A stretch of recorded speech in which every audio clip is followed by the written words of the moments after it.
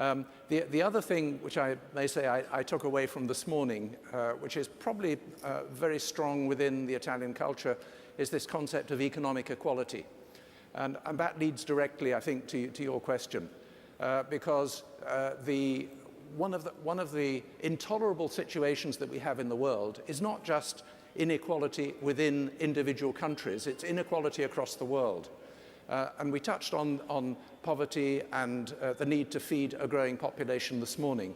But when we see that about 50% of foreign aid, under most estimates, is lost through a combination of corruption and inefficiency or poor governance of the countries receiving the funds, and if we then add the component which you raised, which is that the corporate world does not, by and large, like to invest in corrupt countries. Why?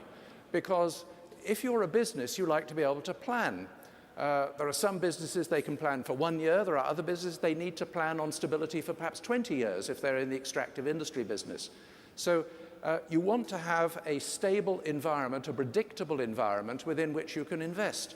And if you have corruption in a country, it's not predictable. There are all sorts of unexpected turns and events which can make your life very difficult. People have estimated that moving from a less corrupt to a more corrupt country is like paying an additional tax, if you're a business person, of 20%. So there are very measurable reasons why business does not go into very corrupt and poor countries. And that is a tragedy, because I said that we lose so much in aid, but foreign direct investment is many times aid. So if we could redirect some of that investment to some of the poorer countries, which are not so attractive as a marketplace as China is, then we would have a huge impact on dealing with this poverty gap between countries, which I think is one of the major problems that we have, along with climate change that we all recognize is a huge issue. So to your question on the relationship of China, well, first of all, there's just an extraordinary energy, isn't there? When you go to China, the Chinese are they're very focused on education, they're very focused on quality and hard work, and all of this is achieved in spite of, I must almost say, some of the governance structures in that country, and in spite of a very high level of corruption. So, of course, you could then ask, well, why is foreign business, why is foreign investment so high in China? Well, it's because the market is so huge and therefore so attractive. Companies go there because they want to benefit from the marketplace. They just hate the level of corruption and the unpredictability of that, but they're prepared to put up with it because of the size of the marketplace. And that's the tragedy then for much smaller countries, because they just cannot compete with that kind of market advantage that an India or a China has, or perhaps an Indonesia. And then you go to many of the smaller countries in Africa, and there's almost no foreign investment, although interestingly, a lot of the foreign contractual work and some of the longer-term investment is now coming into Africa from China. So there are some very interesting changes taking place, but unless we're prepared to face up to pushing back corruption, particularly in some of the poorer countries, we will not do a very good job of overcoming the wealth gap.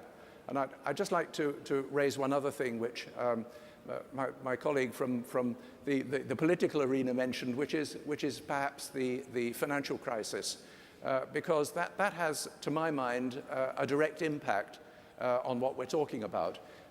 Behind us, there are lots of headlines here, and not one of those headlines is ethical principles, let alone anti-corruption.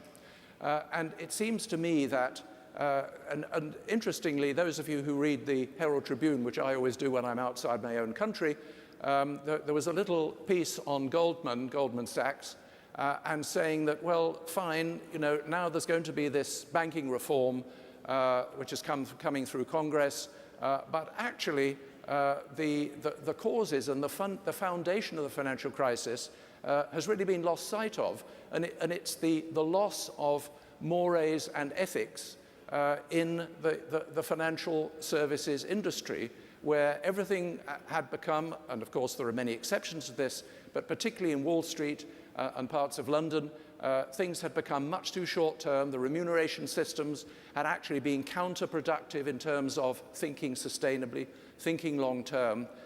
And banks have this extraordinary challenge that they have such a wide impact on society all around them through the financing activities, through the trading operations that they develop with financial instruments, and to define exactly how far their responsibility needs to go in order to be able to act sustainably, I think is one of the fascinating challenges that needs to be discussed more, and hopefully from conferences like this and other discussions, progress will be made in that area. No, ha toccato un punto molto interessante, nel senso che la corruzione, cioè la corruzione quella tra virgolette diciamo spicciola, noi in Italia diciamo la mazzetta, che è un po' il simbolo di quella corruzione lì, ma poi c'è invece una corruzione che è una corruzione molto più difficile da combattere. Lei dice è una sorta, poi diventa di mainstream, nel senso che nel mondo della finanza certamente c'è stato qualcosa di profondamente sbagliato che però non è stato percepito come una forma di corruzione o comunque di atteggiamento poco etico, ma è diventato invece l'atteggiamento dominante. Rispetto a quel tipo di problema, cosa si può fare nella sua visione? Well, I think that there needs to be certainly a rethinking of the role of business in society. So it's a very general, wide debate that is already taking place, and it needs to continue. As far as the banking community is concerned, I think one of the key issues in ethical behavior is being aware of conflict of interest. And the vast majority of people in business, not the sort of the owner-manager of a vibrant, perhaps medium-sized business, but the vast majority of people in business are acting as agents on behalf of a whole number of stakeholders, importantly, of course, of the owners, but also of the employees and many other stakeholders. And there's a tendency in business. I was in business for nearly 40 years myself, so I know, the kind of silo thinking that one's in danger of falling into. You then believe towards the end that you are actually owning and therefore in the full ability to take all decisions relating to this organization, including, unfortunately, making sure that your own position is well looked after in the process. And there are many examples of very responsible businesses, and there are other examples which hit the press of senior management that help themselves first and look after perhaps the customers and their employees second. So I think there needs to be that rethinking process, and it's particularly important in the banking community, as I said earlier, because of the ramifications of what banks do in society. And if we needed to learn that, the financial crisis with the breakdown of the financial services industry and then leading the world into a worldwide recession is a very good example of how wide the implications of what we do in an individual company and then across an industry can have on the rest of society. Thank you very much.